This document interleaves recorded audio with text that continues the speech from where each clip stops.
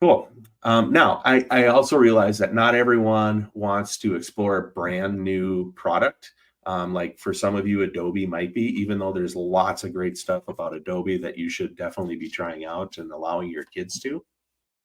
Another activity that is a little bit similar to this, in that it can be used as a get to know you activity for your kids and definitely incorporates some tech skills, but also kind of can give it a feeling of a format that kids understand, is to make an Insta style profile template. Huge shout out to Matt Miller, who designed this template of this, that as you look at it, looks kind of like your profile page on Instagram. And so I've got this link to it here that we will share out. But the idea here is that you can show visual things, that represent who you are or the student, who they are, by putting them in there and adding a little bit of like caption or comments, based on those pictures. So everything that you see in here as far as these text fields, right, are all editable, and you can totally use your real Instagram if you want to, or just make one up, right? It's not going to be something that's going to be shared to the wide world. So whatever you put in there is great.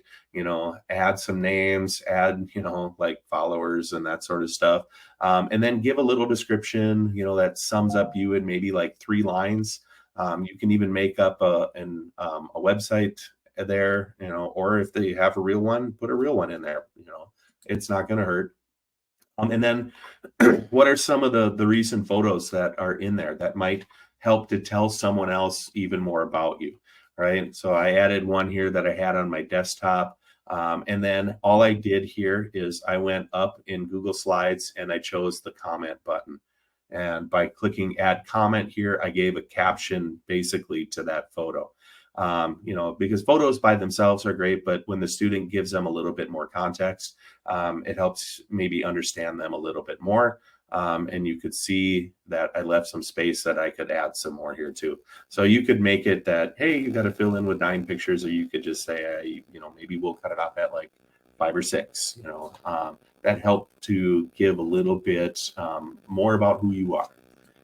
So, these are, I think, great things to share, especially at the beginning of the school year, or, as you start to get new students that come back in.